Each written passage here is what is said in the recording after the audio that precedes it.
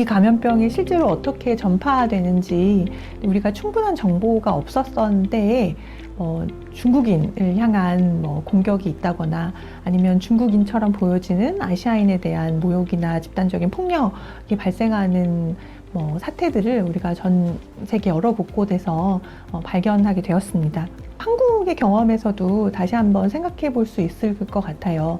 그러니까 우리가 처음 이 코비드 19을 겪게 되었을 때 많은 경우 어떤 사람들은 이걸 왜 코비드 19이라고 부르냐, 우한 폐렴이라고 불러야 한다라고 주장하기도 하였고, 또 지금 당장 이 위기를 벗어나려면 무조건적으로 중국인의 입국을 전면적으로 금지해야 한다라는 주장을 엄청나게 강력하게 하기도 했었죠.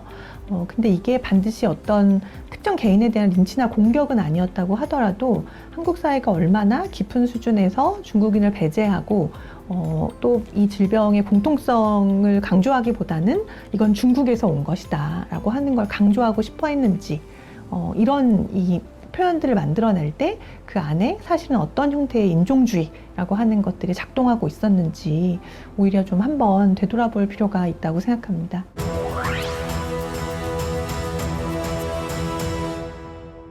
누가 이 사태를 일으킨 거지? 누구를 희생양으로 삼아야 되는 거지? 누구 때문에 이런 일이 일어난 거지? 라고 하는 형식으로 이제 원인을 돌리려고 하는 시도들이 만들어지고 있다고 생각해요. 그러니까 우리가 어떤 병인지 모르고 뭔가 막 일어나고 있어서 불안하기 때문에 어쩔 수 없이 누군가에 관해서 이런 공격심을 표출하는 거야 라고 생각하지만, 사실은 그 불안을 핑계로 마땅히 공격하고 배제할 수 있는 사람이 누구인가를 특정하는 사실 매우 구체적이고 정치적인 과정이라고 할 수 있는 거죠. 이 감염병 위기 앞에서 우리는 누구에게 죄를 물어도 되는 것이냐라고 하는 걸 이제 찾아내는 그런 경험을 하고 있다고 생각합니다.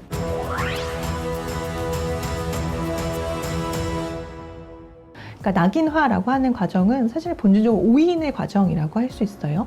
그러니까 우리가 문제의 원인이 무엇인지 파악하지 못하고 다른 마치 뭔가 이 집단의 다수와 다르다고 여겨지는 사람, 혹은 신체적인 차이가 있다고 여겨지는 사람, 그러니까 지금 만들어지는 것처럼 코로나 바이러스에 감염되었다라고 하면 왠지 그 사람은 뭔가 감염될 만한 어떤 원인이나 이유가 있지 않았을까라고 이제 추측하는 건 거죠.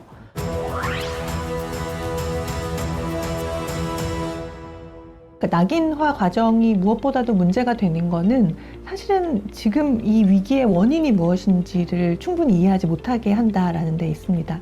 특정 집단에게 그 문제를 덮어 씌우는 행위를 하면 할수록 우리는 사실은 이 문제를 어떻게 해결할 것인가 라고부터 더 멀리 멀어진다라고 할 수 있습니다. HIV 감염인을 굉장히 낙인화해서 HIV 감염을 근거로 병원에서 진료를 받지 못하는 경우도 있고, 가족으로부터 버림받는 경우도 있고, 직장에서 직장을 얻지 못하는 경우도 있고, 이런 엄청나게 많은 차별들을 사실은 굉장히 당연시한다는 건 거죠. 이러한 낙인화의 과정이 HIV가 얼마나 잘 치료되고 또 심지어 일상생활에서 잘 전파되지도 않는 질병이라고 하는 이 핵심적인 사실들은 오히려 잘 이해하지 못하게 합니다.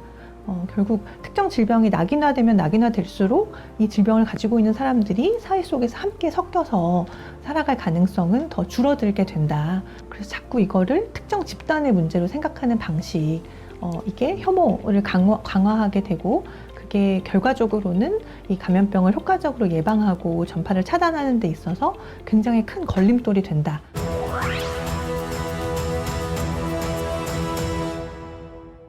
우리가 이제 전 세계적으로 공통적으로 이 팬데믹의 위기를 겪으면서 알게 된 거는 인권을 보호하는 것, 그래서 사람 중심의 정책을 만들어내는 것이 무엇보다 중요하다라는 점입니다.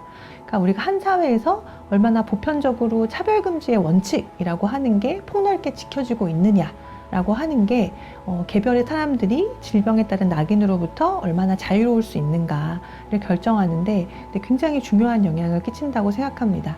이 큰 원칙이 있는 사회가 만들어져야지만 사람들이 자기가 질병에 걸렸음에도 불구하고 이 질병의 이유로 차별받거나 배제받지 않을 거라고 하는 안정감을 가질 수 있어요. 그리고 그러한 안정감이 사회연대를 만들어내는 기본적인 기초, 초석이라고 할 수 있습니다.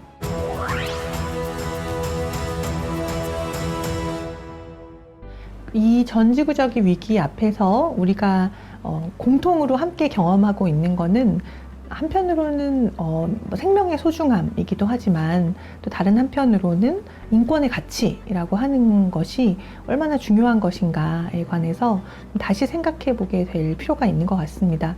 근데 인권의 공통적인 가치라고 하는 거는 모든 인간이 보편적으로 동일한 권리를 가지고 있어야 한다. 우리는 모두 어떤 상태에 있든 아프든 아니면 뭐 가난하든 아니면 어떤 위기 상황에 있든 간에 모든 인간은 다 존엄하고 평등하다라고 하는 가치 야말로 이 위기 속에서 훨씬 더 강조될 필요가 있을 것 같습니다. 또 전 세계 모든 나라들과 함께 이 존엄과 평등에 기반한 형태의 협력을 어떻게 만들어갈 것인가 라고 하는 새로운 과제 앞에 우리 모두 함께 서 있다고 생각합니다.